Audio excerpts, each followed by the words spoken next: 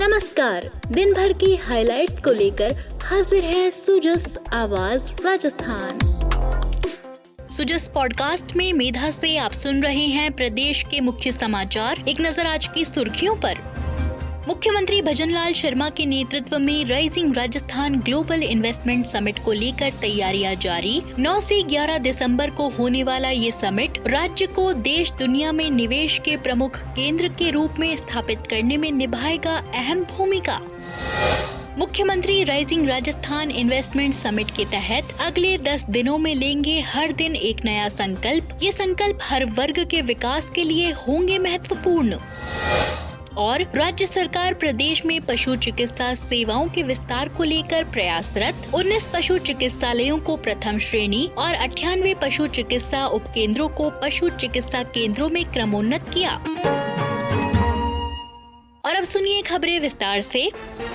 मुख्यमंत्री भजनलाल शर्मा आगामी 9 से 11 दिसंबर को राजधानी जयपुर में आयोजित होने वाले rising Rajasthan global investment summit के तहत अगले 10 दिनों में हर दिन एक नया संकल्प लेंगे। इसकी जानकारी देते हुए मुख्यमंत्री ने सोशल मीडिया पर लिखा, हर दिन एक बदलाव प्रदेश के उज्जवल भविष्य की दिशा में बड़ा कदम है। Rising Rajasthan global investment summit, इसका उद्देश्य न केवल निवेश लाना है बल्कि हमारे स्थानीय हुनर, कौशल और संस्कृति को वैश्विक पहचान दिलाना है। इस ऐतिहासिक मौके को और भी खास बनाने के लिए मैं अगले 10 दिनों में हर दिन एक नया संकल्प लूंगा। ये संकल्प हमारे युवाओं, महिलाओं, पर्यावरण और स्थानीय कारीगरों के विकास के लिए होंगे। ये कदम राजस्थान की अर्थव्यवस्था को सशक्त बनाने और हर व्यक्ति को विकास की यात्रा में साथ लाने का मार्ग प्रशस्त करेगा। मैं आप सभी से अनुरोध करता हूँ कि इसका हिस्सा बने, साथ मिलकर राजस्थान को समृद्ध और विकसित प्रदेश बनाएं। मुख्यमंत्री भजनलाल शर्मा ने कहा कि राजस्थान की अर्थव्यवस्था को अगले 5 सालों में $350 बिलियन बनाने के सफर में rising Rajasthan global investment summit महत्वपूर्ण पड़ाव साबित होगा। उन्होंने कहा कि 9 से 11 दिसंबर को आयोजित होने वाला ये समिट राज्य में संभावनाओं के नए द्वार खोलेगा और राज्य को देश दुनिया में निवेश के प्रमुख केंद्र के रूप में स्थापित करने में अहम भूमिका निभाएगा। श्री शर्मा ने कहा कि इसमें होने वाले निवेश समझौते से प्रदेश की हर क्षेत्र में अभूतपूर्व प्रगति होगी और युवाओं के लिए भी रोजगार के नए अवसर सृजित होंगे। देश के अन्य प्रदेशों में हमें जो सहयोग मिल रहा है, बाहर कंट्रियों से भी जो हमें सहयोग मिल रहा है, हम इसमें प्रदेश में चिकित्सा, स्वास्थ्य समेत हर क्षेत्र में निवेश लाने के लिए ये राइजिंग राजस्थान हमारा 9 से 10 दिसंबर को राजस्थान ग्लोबल इन्वेस्टमेंट समिट आयोजित कर रहे हैं। मुझे ये बताते हुए खुशी है कि हम अभी तक इस समिट के लिए लगभग 25 लाख करोड़ रुपए से अधिक के MOU हम कर चुके हैं। मैं आपको rising Rajasthan global investment summit में पधारने के लिए भी आपको आमंत्रित करता हूँ। मुझे पूरा विश्वास है कि यह समिट राजस्थान को अग्रणी बनाने में सफल रहेगा।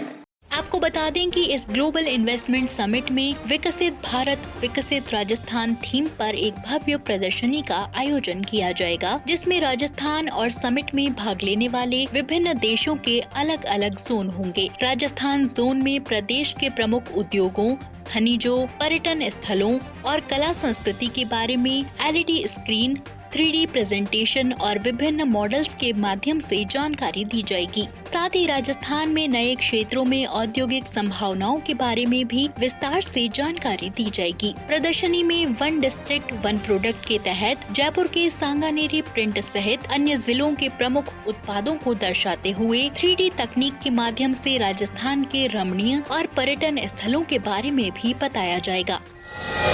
बढ़ते हैं आगे। मुख्यमंत्री भजनलाल शर्मा ने समाज सुधारक लक्ष्मीबाई केलकर की पुण्यतिथि पर उन्हें स्मरण करते हुए सोशल मीडिया पर लिखा, महान समाज सुधारक और राष्ट्र सेविका समिति की संस्थापिका लक्ष्मीबाई केलकर जी की पुण्यतिथि पर उन्हें शत शत नमन। उनके द्वारा किए गए सामाजिक कार्यों ने नारी शिक्षा और महिला सशक्तिकरण की दिशा में नई क्रांति का सूत्रपात किया। समाज सेवा के क्षेत्र में उनका अमूल्य योगदान सदैव स्मरणीय रहेगा।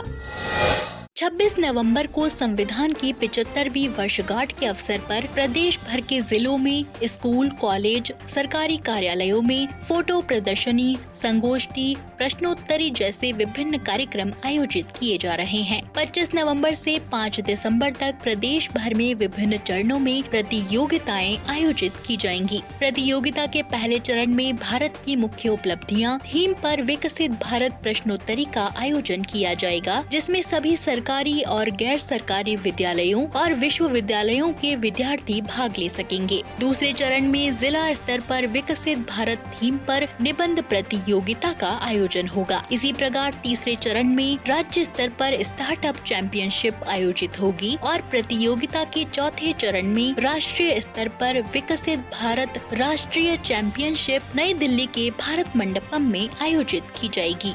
हम संविधान दिवस के संदेश को जन जन तक पहुंचाने के लिए अनेक पहल कर रहे हैं। हम संविधान में निहित मौलिक कर्तव्यों की पालना के बेहतर प्रयासों को सोशल मीडिया पर प्रसारित कर रहे हैं। विद्यार्थियों को संविधान पार्कों का भ्रमण कराना प्रारंभ किया जा रहा है।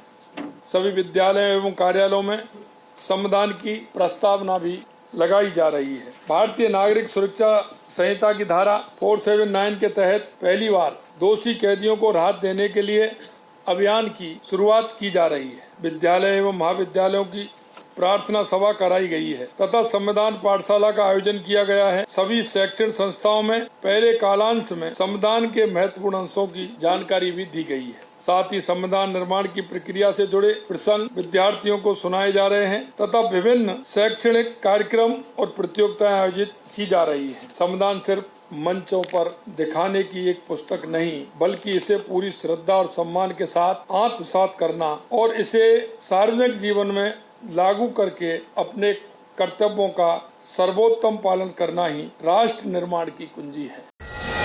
प्रदेश के उप मुख्यमंत्री दिया कुमारी ने कल नई दिल्ली में केंद्रीय मंत्री भूपेंद्र यादव और अन्नपूर्णा देवी से मुलाकात की। उप मुख्यमंत्री ने केंद्रीय पर्यावरण, वन और जलवायु परिवर्तन मंत्री भूपेंद्र यादव से मुलाकात कर उन्हें अवगत कराया कि राजस्थान में सार्वजनिक निर्माण विभाग और पर्यटन विभाग से संबंधित विभिन्न कार्यों के संपादन के लिए आवश्यक पर्यावरण स्वीकृति के लिए केंद्र सरकार को भिजवाए गए प्रस्तावों पर शीघ्र काम करते हुए स्वीकृति दिलवाने का आग्रह किया। केंद्रीय मंत्री श्री यादव ने जल्द कार्रवाई के लिए उन्हें आश्वस्त किया। वहीं उप मुख्यमंत्री दिया कुमारी ने केंद्रीय महिला और बाल विकास मंत्री अन्नपूर्णा देवी से मुलाकात कर महिला और बाल विकास मंत्रालय से संबंधित राज्य सरकार की विभिन्न मांगों और विषयों पर सार्थक चर्चा की। केंद्रीय मंत्री द्वारा केंद्र सरकार द्वारा संपूर्ण सहयोग के लिए उन्हें आश्वस्त किया गया।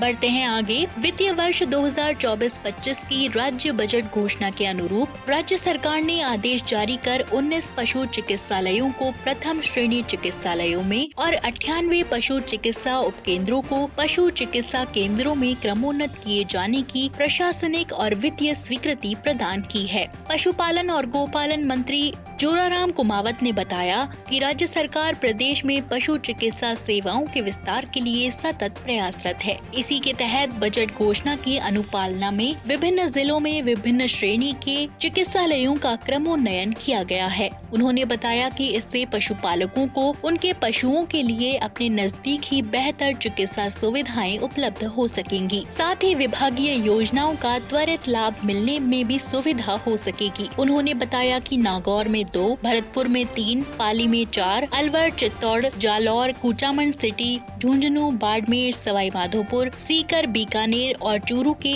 एक पशु चिकित्सालयों को प्रथम श्रेणी के चिकित्सालयों में क्रमोन्नत किया गया है। इसी तरह बाड़मेर में 8, भरतपुर और जयपुर में 7, पाली में 16, जालौर में 9, नागौर, कोटा, भीलवाड़ा में 4, अजमेर में 6, झुंझुनू में 5, दौसा, टोंक, चित्तौड़गढ़ और जोधपुर में 3, बीकानेर, चूरू, श्रीगंगानगर, सवाई माधोपुर, कुचामन सिटी में 2, धौलपुर, उदयपुर, डूंगरपुर, सिरोही, सीकर और हनुमानगढ़ में एक पशु चिकित्सा उपकेंद्रों को पशु चिकित्सालयों में क्रमोन्नत करने के आदेश जारी किए गए हैं। उन्होंने बताया कि इसके साथ ही इन सभी पशु चिकित्सा संस्थानों में नवीन पदों के सृजन की स्वीकृति भी जारी की गई है। सभी क्रमोन्नत 98 पशु चिकित्सालयों और 19 प्रथम श्रेणी के पशु चिकित्सालयों के लिए आवश्यक उपकरण और फर्नीचर के लिए तत्काल 30-30 हजार रुपए भी स्वीकृत किए गए हैं।